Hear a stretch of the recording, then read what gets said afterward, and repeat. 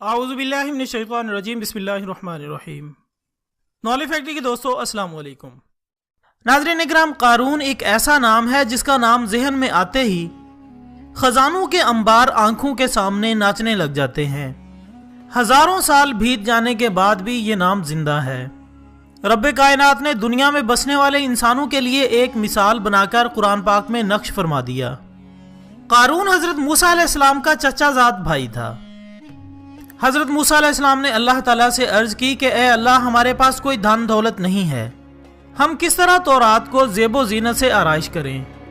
تو حضرت جبرائیل علیہ السلام نے اللہ تعالیٰ کے حکم سے آ کر کہا کہ جو گھاس بچڑے کو جلانے کے لیے میں نے بتائی تھی، اسی گھاس میں 2 قسم کی اور ملا لو تو اللہ کی قدرت سے یہ تانبے پر رکھو گے تو سونا ہوگا، اگر پیتل پر رکھو گے تو چاندی ہوگی۔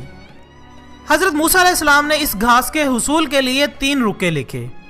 ایک رکا پوش کو بھیجا، ایک قارون کو، اور تیسرا رکا کالوت کو بھیجا کہ مجھے فلاں قسم کی گھاس درکار ہے۔ قارون چونکہ چالاک اور تورات کا حافظ بھی تھا، اس نے اس بہانے سے دوسرے رکے بھی پڑھ لیے اور تینوں گھاسوں کو ملا کر چوری چھپے تجربات کرتا رہا اور بالآخر وہ اپنے مقصد میں کامیاب ہو گیا۔ اس طرح اس نے بے شمار دولت جمع کر لی۔ جب دولت کے بے تحاشا انبار لگ گئے تو موسیٰ علیہ السلام نے اسے زکوٰۃ دینے اور خلق خدا کو فائدہ پہنچانے کے لیے کہا، تو وہ نہ صرف حضرت موسیٰ علیہ السلام کا بلکہ اللہ تعالیٰ کا بھی منکر ہو گیا اور حضرت موسیٰ علیہ السلام کے خلاف مختلف سازشیں کرنا شروع کر دی۔ اس کی وجہ سے موسیٰ علیہ السلام کی قوم 2 مختلف گروہوں میں تقسیم ہو گئی۔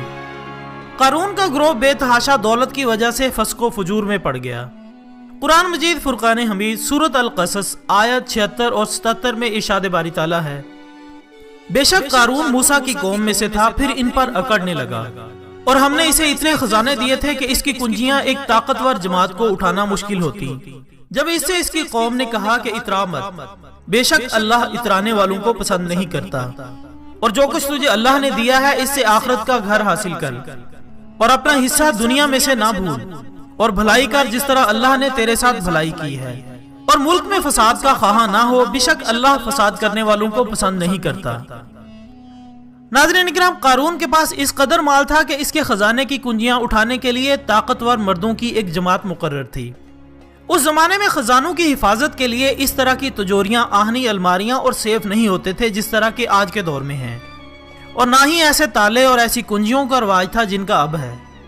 اس زمانے کے بڑے سرمایہ دار عام طور پر زمین کے اندر تہہ خانے بناتے اور اس میں اپنے خزانے رکھتے، اور ان کو محفوظ کرنے کے لیے ان کے پھاٹکوں اور دروازوں میں بڑے بڑے آہنی کنڈے لگاتے، اور ان کنڈوں کو کھولنا اور بند کرنا ایک بڑا مشکل کام ہوتا تھا کیونکہ یہ کنڈے بڑے وزنی ہوتے تھے۔ جب بھی ان کو ہٹانے یا اٹھانے کی ضرورت پیش آتی تو ایک طاقتور جماعت کی ضرورت ہوتی۔ یہی طریقہ اس زمانے میں شہر پناہوں اور قلعوں کے آہنی دروازوں کو بند کرنے کے لیے بھی اختیار کیا جاتا تھا۔ بیان ہوتا ہے کہ ایک دن قارون نہایت قیمتی لباس پہن کر عمدہ سواری پر سوار ہو کر اپنے غلاموں کو لے کر بڑے ٹھاٹھ سے اتراتا ہوا نکلا۔ اس کی یہ ٹھاٹھ باٹ دیکھ کر دنیا داروں کے منہ میں پانی بھر آیا اور کہنے لگے کہ کاش ہمارے پاس بھی اس جتنا مال ہوتا، یہ تو بڑا خوش نصیب ہے اور بڑی قسمت والا ہے۔ سورۃ القصص آیت 79 میں ارشاد ہوتا ہے، قارون اپنی قوم کے سامنے اپنے ٹھاٹھ سے نکلا۔ جو لوگ دنیا کی زندگی کے طالب تھے کہنے لگے، اے کاش ہمارے لیے بھی ویسا ہوتا جیسا قارون کو دیا گیا ہے، بے شک وہ بڑے نصیب والا ہے۔ ادھر حضرت موسیٰ علیہ السلام خطبہ پڑھ رہے تھے۔ بنو اسرائیل کا مجمع تھا، سب کی نگاہیں اس کی دھوم دھام پر لگ گئیں۔ حضرت موسیٰ علیہ السلام نے اس سے پوچھا کہ اس طرح کیسے نکلے ہو؟ اس نے کہا کہ ایک فضیلت اللہ نے تمہیں دے رکھی ہے، اگر تمہارے پاس نبوت ہے تو میرے پاس عزت و دولت ہے، اگر آپ کو میری فضیلت پر شک ہے تو میں تیار ہوں، آپ اللہ سے دعا کریں، دیکھ لیجئے اللہ کس کی دعا قبول کرتا ہے۔ حضرت موسیٰ علیہ السلام اس بات پر آمادہ ہو گئے اور فرمایا، آپ پہلے دعا کرو گے یا میں کروں؟ قارون نے کہا کہ میں کروں گا۔ سو قارون نے دعا مانگی لیکن قبول نہ ہوئی۔ حضرت موسیٰ علیہ السلام نے اللہ تعالیٰ سے دعا کی کہ یا اللہ، زمین کو حکم کر، میں جو کہوں وہ مان لے۔ اللہ تعالیٰ نے آپ علیہ السلام کی دعا قبول فرمائی اور وحی آئی کہ میں نے زمین کو تیری اطاعت کا حکم دے دیا ہے۔ حضرت موسیٰ علیہ السلام نے یہ سن کر زمین سے فرمایا، اے زمین اسے اور اس کے لوگوں کو پکڑ لے۔ وہیں یہ لوگ اپنے قدموں تک زمین میں دھنس گئے اور پھر کندھوں تک۔ پھر فرمایا کہ اس کے خزانے اور اس کے مال بھی یہیں لے آؤ۔ اسی وقت قارون کے تمام خزانے بھی سمٹ کر آ گئے۔ آپ نے اپنے ہاتھوں سے اشارہ کیا اور قارون اپنے تمام خزانوں سمیت زمین میں دھنسا دیا گیا اور زمین پھر سے ویسی ہو گئی جیسی پہلے تھی۔ ناظرین اکرام، دنیا کی ہر چیز سراسر خدا کی عطا کردہ ہے۔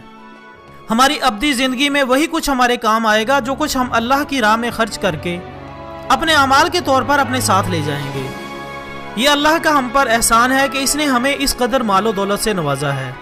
وہ اپنی صفات کا عکس اپنے بندوں میں دیکھنا چاہتا ہے اور انہی لوگوں کو پسند کرتا ہے جو اس کے بندوں کے معاملے میں اسی طرح محسن ہو کر زندگی بسر کریں۔ بقول شاعر، کرو مہربانی تم اہل زمین پر، خدا مہربان ہوگا عرش بری پر۔ خواتین و حضرات، اس شعر کے ساتھ آج کی ویڈیو کا اختتام ہوتا ہے۔ ویڈیو پسند آنے کی صورت میں اسے لائک کر کے ہماری حوصلہ افزائی کریں اور اسے اپنے دوسرے دوستوں کے ساتھ بھی ضرور شیئر کریں۔ ہم کل انشاءاللہ دوبارہ حاضر ہوں گے ایک نئی ویڈیو کے ساتھ۔ تب تک کے لیے اجازت دیجیے گا۔ اپنا دوستوں، رشتہ داروں اور گرد و نواح کے تمام لوگوں کا بہت خیال رکھیے گا۔ اللہ حافظ۔